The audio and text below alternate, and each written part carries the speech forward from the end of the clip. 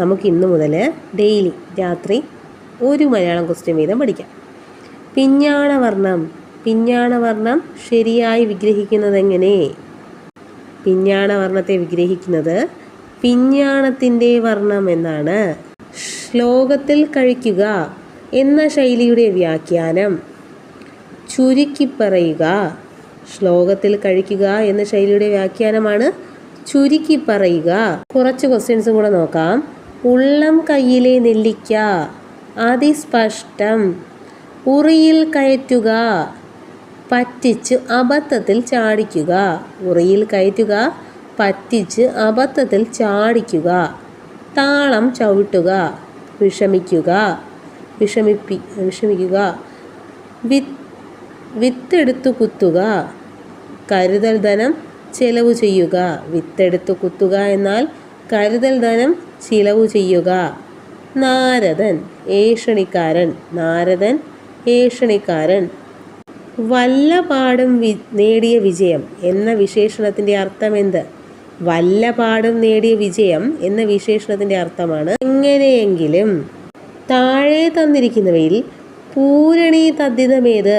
പൂരണി തദ്ധിതം. പൂരണി തദ്ധിതത്തിന് എക്സാമ്പിളാണ് ഒന്നാമൻ. സംഖ്യാവാചിയായ നാമങ്ങളിൽ നിന്ന് അതിനെ പൂരിപ്പിക്കുന്ന എന്ന അർത്ഥത്തിൽ ഉണ്ടാകുന്ന നാമമാണ് പൂരണി തദ്ധിതം. അതായത് സംഖ്യാവാചിയായ നാമങ്ങളിൽ നിന്ന് അതിനെ പൂരിപ്പിക്കുന്ന എന്ന അർത്ഥത്തിലുണ്ടാകുന്ന നാമമാണ് പൂരണി തദ്ധിതം. ആം പ്രത്യയം ചേർത്താണ് പൂരണി തദ്ധിതം ഉണ്ടാക്കുന്നത്.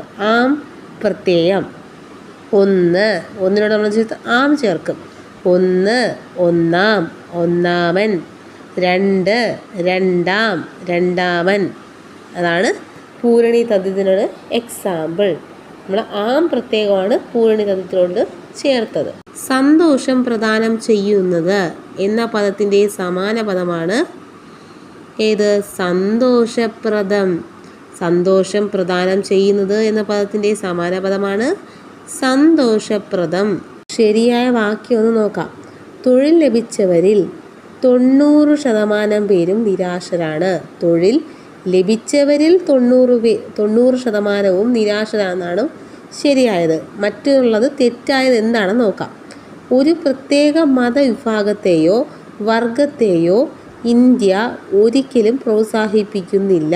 ഇത് തെറ്റാണ്. ഇന്ത്യ ഒരിക്കലും ഒരു പ്രത്യേക മതവിഭാഗത്തെയോ വർഗത്തെയോ പ്രോത്സാഹിപ്പിക്കുന്നില്ല. ഒരിക്കലും നമുക്കിവിടെ വേണ്ട.